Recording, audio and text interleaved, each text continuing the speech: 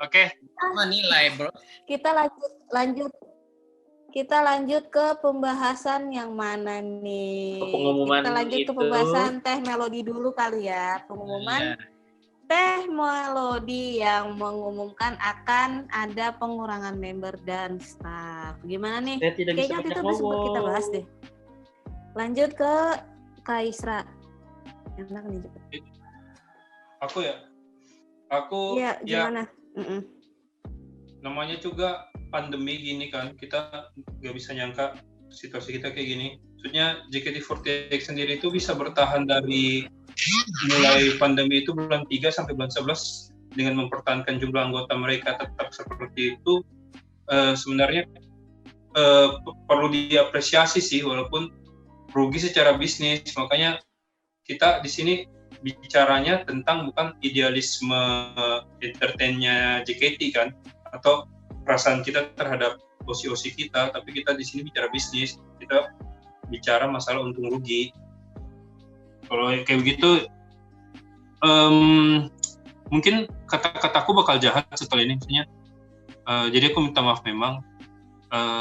Kalau memang osi, ya terlepas dari osi kita bersama, Desi udah great kan, maksudnya kalau ada, ya semoga enggak, maksudnya kalau misalkan ada yang tersingkirkan dari karena restrukturisasi ini,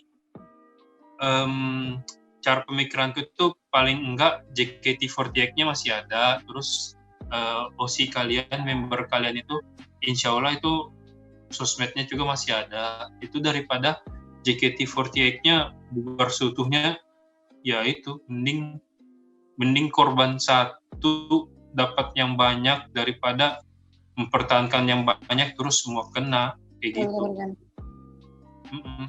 Memang sih. Oke. Ya, udah ya gitu. Udah. Kita terima. Udah Kak Isra. Terima hasil. Terima jadi lah pokoknya. Oke, lanjut ke Kak Amik deh. Ya, aku jujur pernah ngalamin yang persis kayak gini. Jadi tahun 2015 dulu kan aku pernah kerja di sebuah perusahaan minyak gitu ya. Namanya agak mirip sama Semprong gitu. Namanya mirip Semprong gitu. Oh, oke. Semprong. Jadi dulu kerja di Semprong ya kan. Ya itu ada karena dulu tuh tahun 2015 kalau baca-baca berita teman-teman, harga minyak dunia itu ngedrop jatuh dari $120 per barel ya. Jadi tahu barel nggak? Barel itu satuan volume. Satu barel itu 42 galon. Nah, galon ke liter aku lupa deh konversinya. Tapi yang jelas jadi harga minyak dunia itu dari $120 per barel di-cut karena jadi ini urusannya kan karena di Amerika Serikat ini ketemu teknik fracking ya. Jadi reservoirnya itu bisa dipecahkan, jadinya minyaknya bisa diambil lebih banyak lagi. Jadi kelebihan supply minyak itu ya, supply-nya naik, tentu kalau ekonominya harga turun ya kan. Nah, itu dari 2010-an sih sebetulnya fracking itu di Amerika ini banyaknya. Jadi dari $120 per barel turun jatuh sampai $20 per barel. Bayangin, sampai sekarang itu belum pernah recover. Sekarang tuh masih nggak tahu, aku belum ngecek harga hari ini. Bahkan beberapa bulan yang lalu sampai sempat negatif kan? Iya, sempat negatif. Pas COVID. Ya, negatif itu karena mesti bayar storage-nya gitu. Nah, waktu itu aku ngalamin karena kerja di Semprong, ya kan? Di perusahaan Semprong ini mereka ngadain program restrukturisasi juga gitu loh. Dan akhirnya aku jadi salah satu korban yang di-cut. Itu ya sedih, maksudnya aku udah nyaman sama kerjaan aku, sama lingkungan aku, rutinitasku gitu kan. Tiba-tiba mesti di-cut gitu. Sedih banget. Dan itu yang ketika adik Melody ngumumin di pengumuman itu, kalian manggilnya Teteh semua ya, aku Dedek aja. ketika Melody ngumumin itu, ya aku impresif pertamanya, wah ini, aduh ini, jadi karena memang aku maaf ya agak ini, karena memang bisnis modelnya memang kapitalis kan, jadi kapitalis ya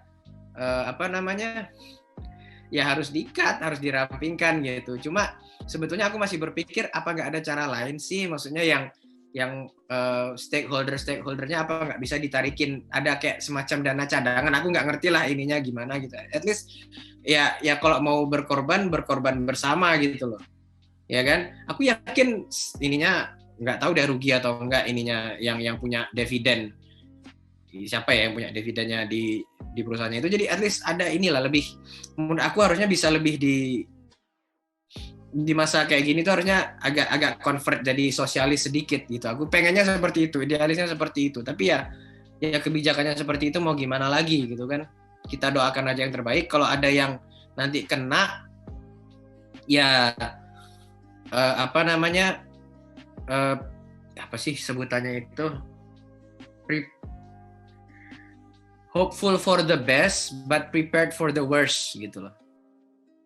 Kita harap yang terbaik tapi terus bersiaga, berjaga akan kemungkinan yang terburuk gitu kan. Yang susah nanti kan, mungkin aku agak realistis aja ya. Ya yang adik-adik akademi lah, yang 8, 9, 10 itu kan belum bisa. Kalau yang udah senior keluar, ya mereka udah tahu mau ngapain gitu kan. Mungkin mau jualan lotion, endorse ya kan, atau endorse hotel,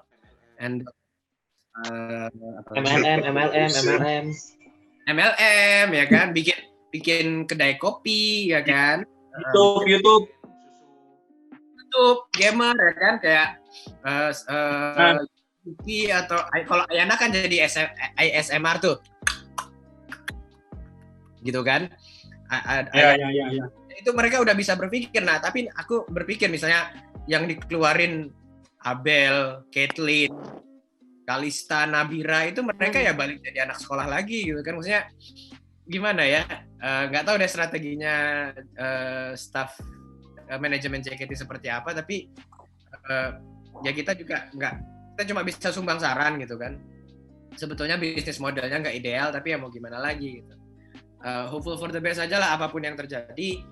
Yang stay mungkin supaya tetap lebih kuat, karena yang stay nanti juga bakal pressure itu, ya kan? Loh, aku stay di sini pasti harapannya istilahnya kerjaan 2 orang atau berapa orang bakal dikerjain 1 orang, kira-kira gitulah. Mungkin bukan dari segi kuantitas tapi dari segi kualitasnya gitu loh. Aku harus bisa, ya quality pressure-nya kan, pressure-nya makin gede juga tuh. Ada 2-3 orang yang udah dibuang kan nih gitu. Nah, aku tentu harus jadi yang lebih prima misalnya. Nah, apalagi misalnya yang nanti ini aku ngayal-ngayal babu ya. Jadi misalnya misalnya Nunu harus pergi tapi Kalista stay. Kan bayangin Kalista jadinya yang aku yang mesti gimana nih? Masih usia muda, masih Kalista 14 tahun kan,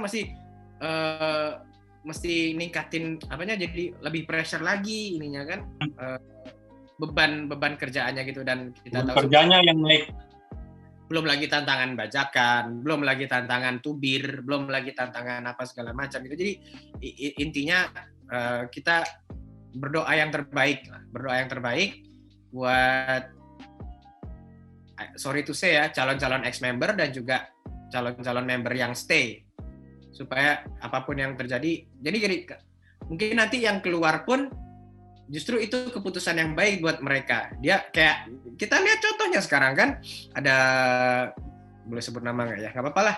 Rachel Chia justru lebih, siapa namanya, Florencia kan, lebih beken malah sekarang gitu kan. Padahal waktu dulunya gagal masuk seleksi gitu kan. Atau siapa lagi itu kan, Cindy Gula, ya kan? Dikeluarkannya agak kurang ini, cuma juga berjaya kok di dunia entertainment. Jadi istilahnya tuh pun nanti yang buat teman-teman yang keluar bukan akhir dari segalanya, dan bukan cuma yang staff juga gitu. Doa kita harus buat yang staff gitu kan, mereka harus nyari ya, maksudnya ya harus networking lagi, dan itu nggak mudah gitu loh. doa terbaik lah buat mereka gitu kan. Itu aja. Benar sih Bang. Itu aja sih. Demikian Kak Rere. Sorry durasinya. Oke. Daijo Bu. Oke. Lanjut ke Salsa. Ya Sal yuk.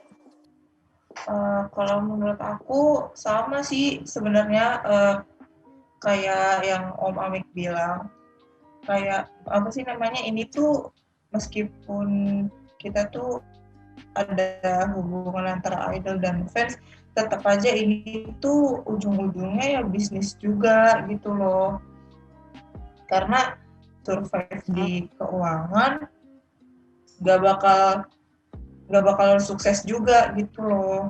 Jadinya sebenarnya yang pengumuman kalau misalnya ada member yang dikurangin itu juga udah kayak benar-benar keputusan yang sangat-sangat berat yang harus diambil, karena kalau misalnya dibubarin juga kasihan juga kan fans, kasihan juga staff, membernya juga, kayak misalnya fansnya tuh kayak kasihan fansnya karena nggak ada lagi, bisa jadi motivasi mereka untuk melanjutkan aktivitas, melanjutkan hidup mereka itu bakal berkurang.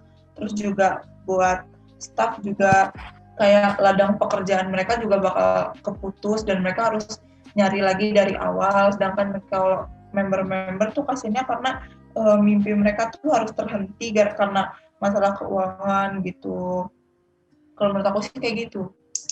Oke, terakhir dari aku, sebenarnya udah dijawab semua ya, dari Kak Amik, dari Kak Adit, Kak Isra, sampai Salsa. Aku cuma mau ngasih tahu sih, kita sama-sama nggak tahu nanti akan gimana, atau mungkin akan maksudnya dipilih, tapi dia tuh cuma dirumahin, tapi tetap nanti misalkan udah kembali total, dia akan kembali berkegiatan lagi di JKT, kita nggak tahu kan.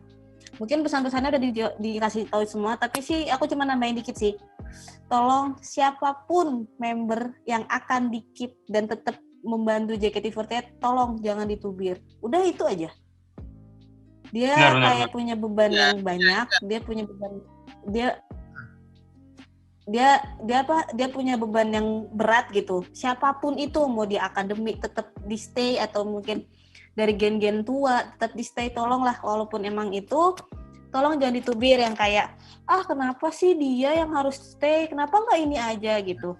Stop kayak gitu, karena kita udah sama-sama dewasa juga, dan apa ya, yang tahu member itu nggak cuma kita, JOT tuh tahu gitu, dia tuh udah kayak orang tuanya, jadi kayak udah punya, lu tuh di sini tuh udah di sini seret gitu, lu udah ntar aja gitu. Mereka tuh udah ada waktunya masing-masing sih kalau menurut aku. Jadi siapapun yang nonton ini, siapapun nanti member yang akan di-keep di JKT48 dan membantu JKT48, ya jangan ditubir lah gitu. Dukung aja, tetap dukung, walaupun emang itu bukan OSI kalian, ya tetap aja dukung gitu. Karena kan kalian juga di sini tidak hanya mendukung OSI, tapi mendukung JKT48 biar tetap bertahan gitu. Karena kalau nggak ada JKT48 nggak akan ada OSI kalian guys gitu. Kalau menurut aku sih gitu aja sih.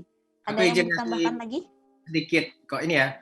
Yang Kak Rere bilang itu benar. Jadi di satu sisi ya jangan fans juga ngasih dukungan, tetap jangan, kalaupun mengkritik jangan sampai tubir gitu kan, karena bebannya berat. Cuma di sisi lain juga pesan buat para member yang stay, kita bisa belajar dari yang barusan cerita Nabi Nuh sempat kita singgung barusan ya kan, ya tolonglah dijaga profesionalitasnya, at least kalau nggak mau ngejaga perasaan penggemar, ngejaga profesionalitas gitu.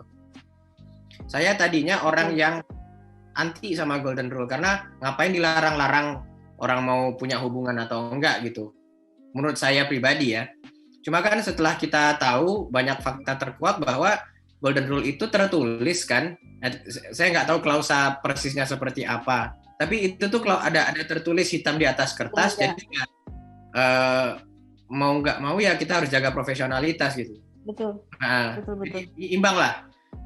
Member juga jaga profesionalitas, fans juga kritik jangan sampai tubir. Itu aja. Thank you Kak Rere.